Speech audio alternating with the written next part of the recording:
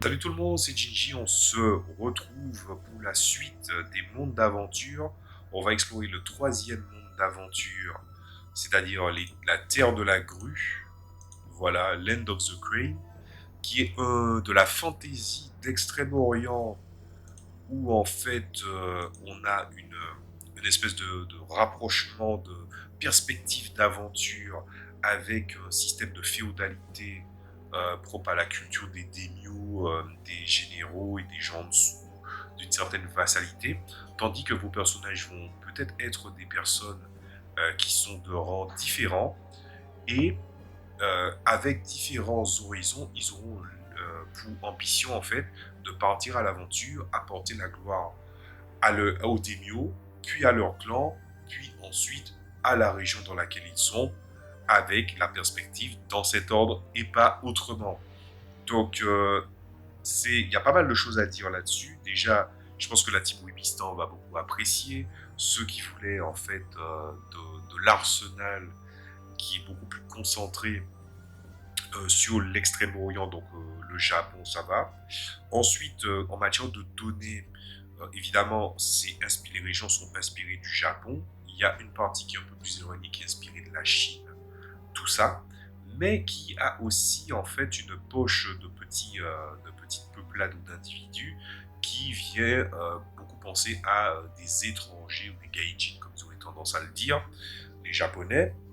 Et pour autant, il y a aussi des espèces différentes qui existent dans le registre de la fantasy, mais il y a des choses qui sont connues dans le registre de la fantasy de l'Extrême-Orient, des trucs inédits et des choses qui viennent vraiment de la fantasy telle qu'on le voit dans les Donjons et Dragons.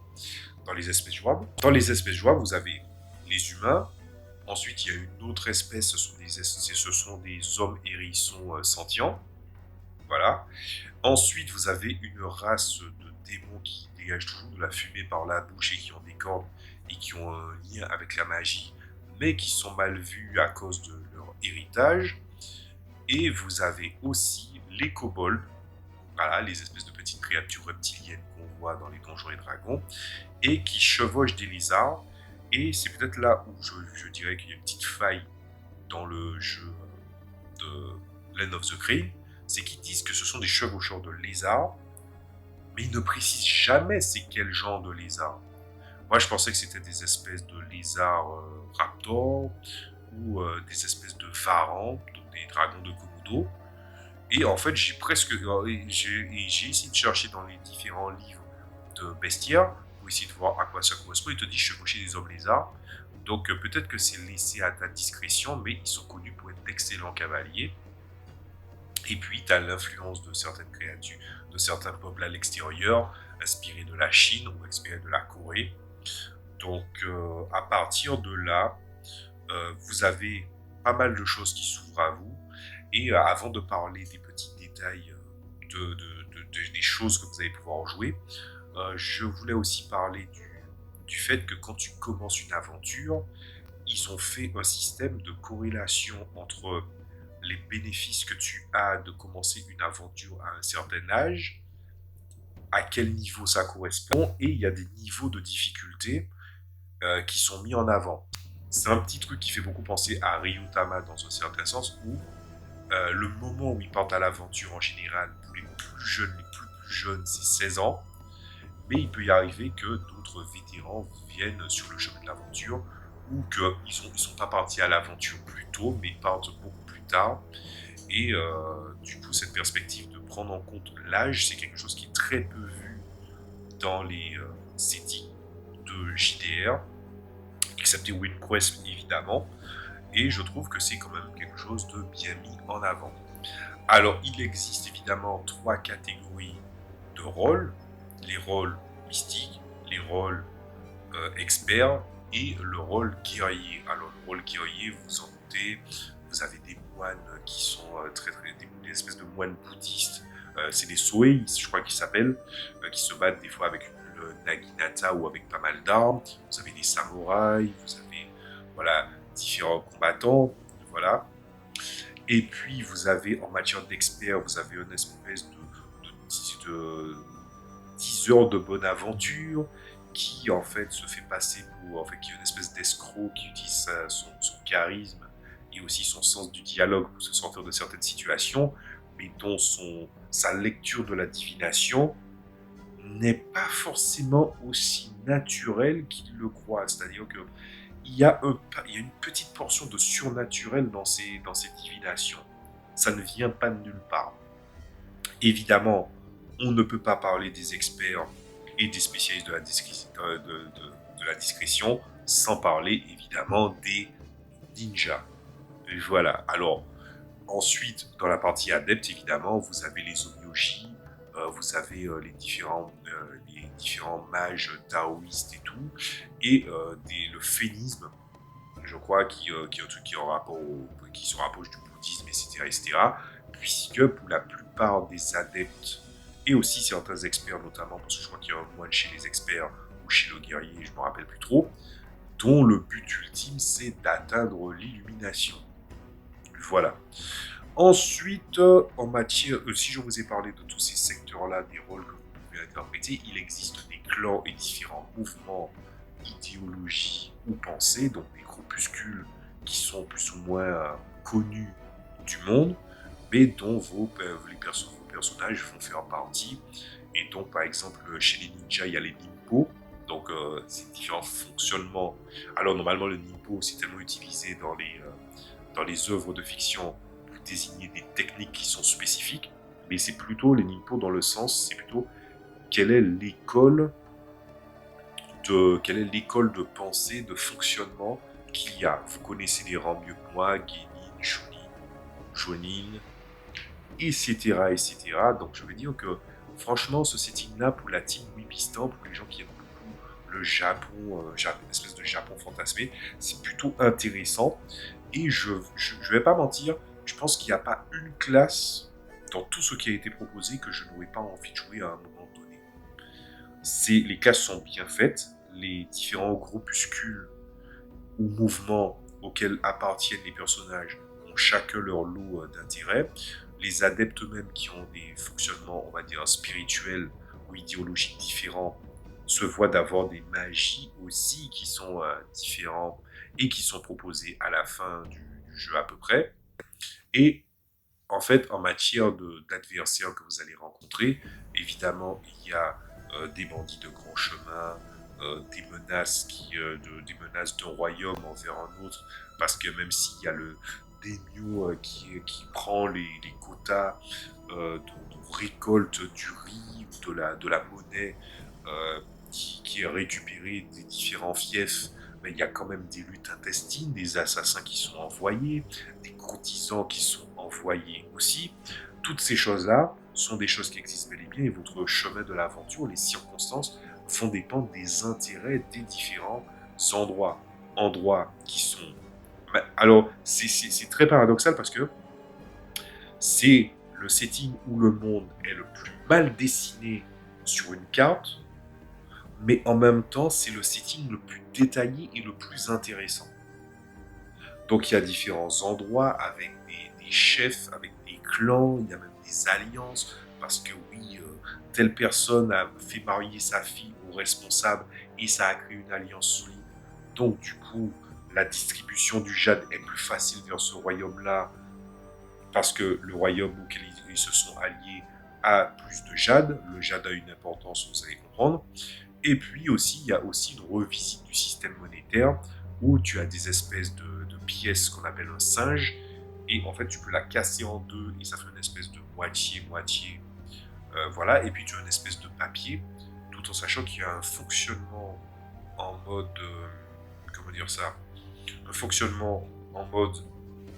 Certaines fois, ton salaire t'est versé en grains de riz. Voilà, je crois qu'en plus, c'est un truc qui a vraiment existé. Et ce système monétaire-là, avec différentes variantes, donc tu as des trucs bien physiques, tu peux acheter des trucs, tout ça, c'est plutôt pas mal. Et en plus, ils se permettent de visiter les trucs avec les notifications, Sama, Kun, Dono, tout ce qui est en fait honorification, Donc les gens qui ont vraiment envie d'être dans l'ambiance, en plus je suis sûr que la team Nubistan ils vont adorer, ça peut être vraiment quelque chose de pas mal. Et puis ensuite vous avez les adversaires. Bon, les adversaires, ce sont des Oni, ce sont des yokai, ce sont des êtres maléfiques, ce sont parfois des spectres qui persistent, ou des personnes qui, en fait, parfois nourrissent une certaine rancune. Il y a un rapport entre. Il y a pas. En fait, c'est très bizarre parce que le rapport de la hiérarchie de la féodalité peut impacter la corruption de ton âme. Donc ça fait beaucoup penser au culte de l'empereur de Chine, mais transposé vers le Japon. C'est très bizarre parce qu'il y a une philosophie pseudo-taoïste et je pense qu'ils ont pris l'Orient, l'extrême-orient comme référence, mais ils ont pris aussi des données de la philosophie et de la spiritualité coréenne et chinoise aussi pour le transférer dans le truc. Donc par exemple, il y a des êtres qui sont corrompus et quand ils sont morts, ils se relèvent automatiquement en mort vivant. Il y a des spectres vengeurs aussi qui peuvent émerger. Et donc, il y a pas mal de créatures qui sont venues, qui sont mis en avant. Et donc, en matière d'adversaire, je pense qu'il y a toujours moyen de faire des scénarios très variés. Tu peux essayer de comprendre en fait comment une créature a fini un être humain qui était corrompu a fini par basculer autant, tout comme tu peux aller à la chasse aux yokai ou aux bandits à certains endroits, chasser par exemple des groupes de kobolds qui sont des cavaliers et donc qui sont difficiles à contrecarrer au sol sans avoir aucune monture. Voilà, il y a énormément de choses à faire et puis aussi les intrigues de clan à clan, des opérations de fausse bannière que tu vas contrecarrer parce que tu t'y retrouves au mauvais endroit, au mauvais moment, que toi-même te parles parce que tu as l'allégeance envers ton seigneur, tu as l'allégeance envers ton clan, tu as l'allégeance envers le groupuscule auquel tu appartiens, et il se peut qu'il peut y avoir des conflits aussi pour savoir quel, quel est jusqu'où va en fait ton engagement envers les différents éléments, et prier pour que ça ne vienne pas à rentrer en conflit à un moment donné. Ce qui fait que, par défaut, le setting met des lignes dures pour que tu puisses bien gérer ton personnage et aussi son ressenti et ses intentions. Et pour autant, même si évidemment il y aura des choses que les joueurs devraient savoir, mais de toute façon, ceux qui devraient savoir vont toujours être superficiels au début, c'est-à-dire qu'ils vont lire un clan et puis ils vont dire ouais mais bon, tu vois, ils vont se dire je vais choisir ce clan-là, ou plutôt je vais choisir ce groupe celui-là parce que je le trouve stylé. Et à aucun moment donné, la personne ne doit culpabiliser d'avoir choisi comme ça. Parce qu'il y a chaque fois un truc intéressant qui est donné. Toi-même, en faisant par exemple un petit clan de basse extraction, euh, où par exemple les personnes de bas peuple n'ont jamais de nom entier, et par exemple il peut essayer de nourrir une ambition de partir à l'aventure pour monter les différents rangs de la noblesse, c'est quelque chose de pleinement envisageable. Choisir comment dire ça, moi j'ai tendance un petit peu à balancer des petites crottes de nez, vous l'avez vu, envers les gens qui ont une espèce de fascination pour la culture féodale japonaise ou la culture de l'héritage de la mythologie japonaise. Mais en vrai, tu peux rester sur la superficialité au début, et c'est ton boulot à toi, meneur de jeu, de permettre aux gens de de créer des aventures pour eux, mais de leur laisser une occasion de créer leur propre mythologie. C'est le cas de tous les héros de jeux de rôle dans les registres d'action-aventure, mais là, tu leur as mis, et le setting leur met, des repères qui viennent d'un rapport de hiérarchie sur lequel, en fait, il y a des conséquences directes à ne pas s'intégrer à la hiérarchie de ce monde-là. Les Japonais sont un peuple qui a une forte cohésion et ils ont tendance à taper sur les clous qui dépassent. et c'est représenté jusque dans les règles et les mécaniques qu'on amènerait à une logique de mécanique de karma. Évidemment, on vous donne tous les équipements de l'arsenal de cette époque, spécifiquement tournés vers les ducs d'Extrême-Orient. Donc tu as les épées, tu as les daisho, tu as les daikatana, les naginata, les armures, tous les trucs.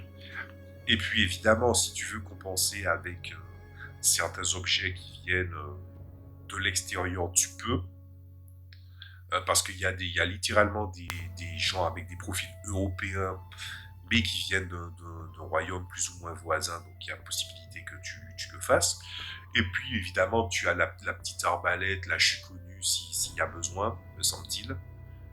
Donc, tu as ça, les magies liées aux différentes classes que tu as, en plus des magies qui existent déjà, tu les as. Et puis, on vous explique un peu comment fonctionne la corruption, comment purifier ton âme, du fait que, par exemple, le jade te permet de traverser les zones de corruption, que aller dans les sources chaudes permet de guérir de la corruption aussi. Et donc, il y a tout un aspect cérémoniel qui est représenté dans la manière de purifier son âme au travers du trajet, peu importe la philosophie que le personnage décide de suivre, en fait. Et tout ça face à des adversaires qui sont en fait des gens qui sont comme vous, des gens qui essaient de s'en sortir, des gens qui sont empêtrés aussi dans leurs propres allégeances, des bascules qu'ils essaient de faire pour essayer d'affecter la géopolitique du monde, tout en sachant que forcément ils vont tomber sur un groupe qui est, on va dire, hétéroclite, le vôtre, et que pour peu que vous décidiez de regarder les choses à la loupe, et en plus que vous arrivez à contrecarrer une conspiration assez forte, les conséquences ne pourront être que positives. Land of the Crane, c'est un setting qui est vraiment très bien écrit, très bien agencé, te donne des éléments de magie. J'avais parlé de ça de The Blood Throne, du fait que la magie n'est pas intéressante dans la manière dont il est intégré parce qu'il est propre à ce monde-là, et l'exporter dans d'autres éléments de 220, c'est inintéressant. Là, c'est l'inverse. C'est des magies que tu vois dans le setting de Land of the Grey, mais que tu peux exporter et utiliser là-bas. Et même la notion de corruption, la notion, ça te montre comment une philosophie, tu peux l'utiliser, l'appliquer pour des classes ou des rôles du type les paladins ou les prêtres, si jamais tu voulais savoir à peu près comment faire. C'est peut-être un des meilleurs settings. Alors, techniquement, je vais le dire comme ça, techniquement, c'est le setting le mieux écrit de Land of the Cree. En fait, des mondes d'aventure plutôt. C'est le meilleur setting écrit. Mais c'est pas mon préféré. Mon préféré, on va en parler la prochaine fois. Puisque mon préféré, c'est l'avant-dernier. On va parler de Nevermore. Voilà. Je vous dis à la prochaine fois pour d'autres vidéos. Et à très vite pour le prochain monde d'aventure qui est Nevermore. Salut à tous.